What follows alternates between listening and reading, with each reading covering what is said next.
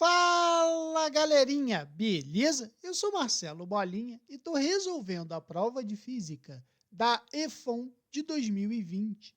Eu vou fazer agora a questão número 34. A questão diz assim: um bloco de massa m é colocado sobre um disco que começa a girar a partir do repouso em torno do seu centro geométrico com aceleração angular constante igual a alfa.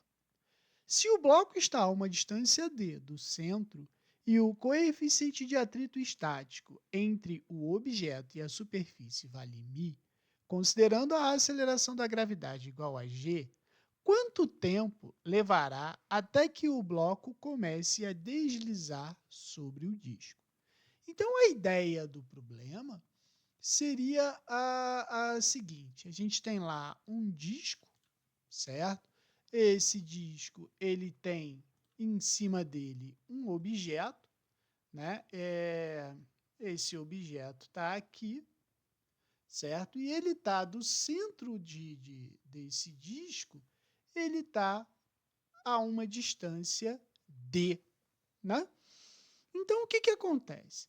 O sistema está parado, o disco está aqui amarradão, de repente, esse cara começa a girar e adquire uma velocidade angular devido a uma aceleração angular, entendeu? Então, ele começa a girar, girar, girar. E começam a atuar algumas forças aqui sobre o corpo, né? A primeira força que a gente lembra é o seguinte: bola, se ele está girando, ele tem uma força apontando para o centro que a gente chama de força centrípeta. Beleza? Beleza. Porém, note o seguinte: ele tem a tendência de sair pela tangente. Então, ele tem uma força tangente.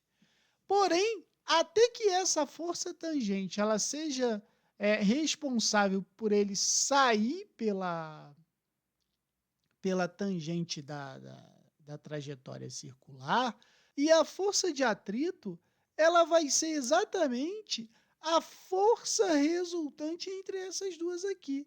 Então, eu teria nesse sentido aqui a nossa força de atrito, certo? E para determinar essa força de atrito, a gente poderia dizer o seguinte, olha só. A gente sabe que nesse sentido aqui, eu tenho a minha força tangente. A minha força centrípeta, ela é aqui, certo? Então, essa seria a nossa força centrípeta. E a força resultante, que seria a nossa força de atrito, né? Usando Pitágoras, eu sei que a força de atrito ao quadrado vai ser igual à força tangente ao quadrado mais a força centrípeta ao quadrado. Então, agora, o meu problema passa a ser determinar quem vale esses camaradinhos para depois eu achar o tempo, né? Então, note o seguinte.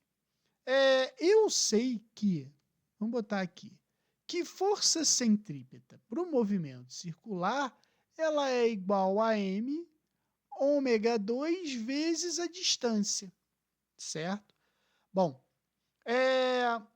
a gente sabe também que a força tangente ela vai ser igual massa vezes a aceleração tangencial.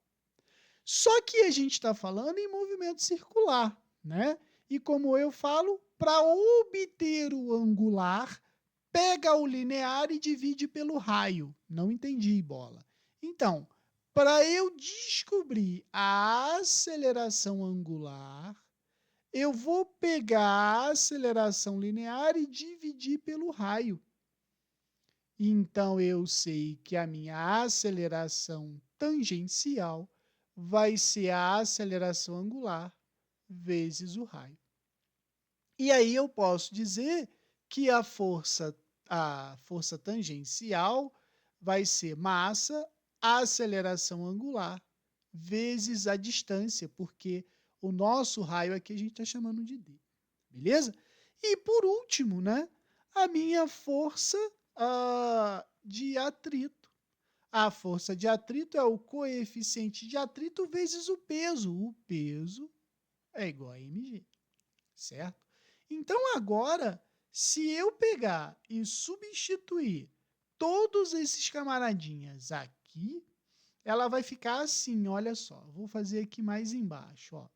Força de atrito ao quadrado vai ficar μ vezes mg ao quadrado, igual, né, a nossa força tangencial, que é igual a m alfa d ao quadrado, mais a força centrípeta, que é igual a m ômega ao quadrado d, tudo isso ao quadrado, certo?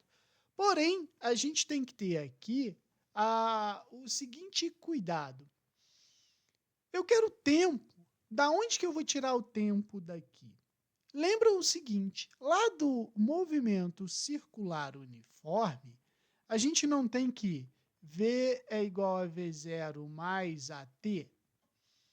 Se eu for dividir todo mundo pelo raio, lembra, para obter o angular, pega o linear e divide pelo raio. Vai ficar assim, ó, ômega é igual a ômega 0 mais alfa t, certo?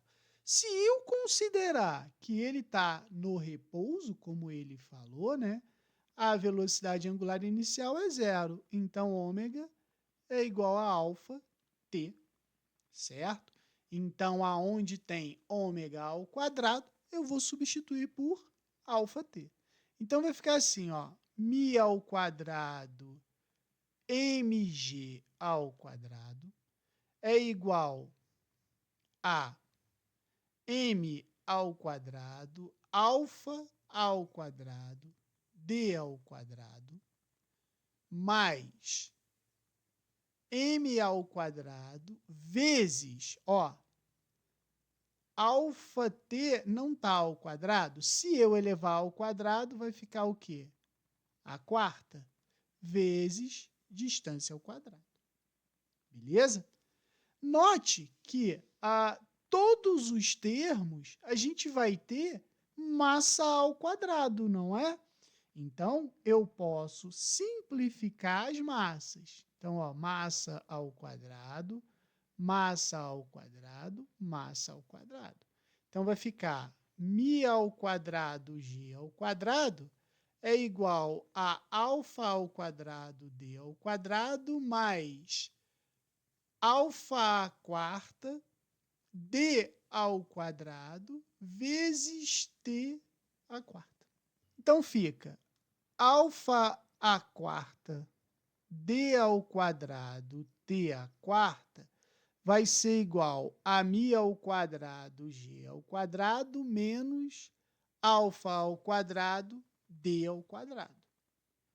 Dividindo todo mundo por alfa à quarta d à quarta para eu ter o t à quarta isolado, então fica μ ao quadrado g ao quadrado é igual a d à quarta alfa à quarta d ao quadrado menos 1 sobre alfa ao quadrado. Se eu pegar e elevar esses caras ao quadrado e tirar a raiz quarta, eu chego à conclusão, então t vai ser μg alfa ao quadrado d elevado ao quadrado menos 1 sobre alfa ao quadrado, tudo isso elevado a 1/4. A resposta vai ser a letra D. Beleza? Qualquer dúvida, deixe nos comentários que eu te respondo.